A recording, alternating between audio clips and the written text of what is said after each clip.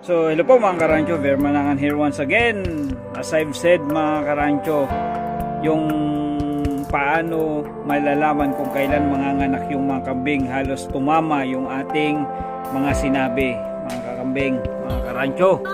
Ito na nga, at wala pang 2 hours na in-upload natin yung ating video patungkol sa panganganak ng kambing. Kung hindi natin nailista kung kailan nagpa-breed yung kambing, kailan nasampahan, kailan nabulugan yung kambing, mayroon pang paraan para malaman mga karancho kung kailan manganganak yung ating kambing. And as I've said, yung kanina naka-upload ko lang na video sa ating YouTube channel, dito sa ating YouTube channel, ayan na nga, nanganak na siya. Tama yung ating observation. So maliban sa paglilista na waiting, paghihintay ng 150 days, hindi natin nalista mga karancho yung ating breeding date, kung kailan siya nabulugan. Kailangan nating i-observe yung 2 parameter na sinabi ko, kaya 3 parameters na sinabi ko mga karancho. Unang-una, malaki yung kanyang tiyan.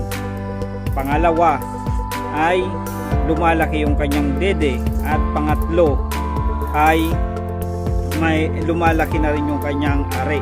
At ito na nga, nanganak yung ating video kanina, finiture na kambing. Hindi ko rin na lista yung kanyang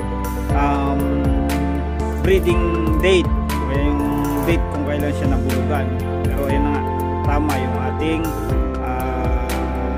mga observation, yung ating theory para ma-determine kung kailan siya manganganak. Ayan, ang laki ng kanyang anak mga kambing, at panalangin natin na sana ay malusog ang ating kambing, lumaki at malusog ang ating kambing. Ito ay bisero o dumalaga, first time, first parity, first time na manganak mga karancho. At marami, ito ay ating pang 17th na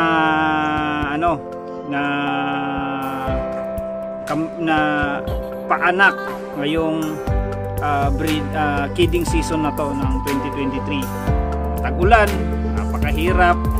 Alam ng mga kasama kong magkakambing yan, kasama nating mga magkakambing, napakahirap mga karancho ang magpaanak ng kambing, at ang hina nga siya mga karancho, at malaki masyado yung kanyang ipinanganak, at napaka buti ng Panginoon sa atin. Ito ay pang 16 na buhay, ito ay pang 13 na buhay. So mayroon tayong 4 na mortality, sa mga anak lang yon. Pero ngayon, so we have 13th, this is 13th live na kambing. Sana ay mabuhay siya para hindi siya malista as mortality. Yan lang mga karancho, maraming salamat, at hopefully we have imparted knowledge and theories about goat farming. Sa lahat ng mga may kambing, nagkakambing, huwag tayong sumuko, pagpatuloy natin yan, malaking kita din mga karancho.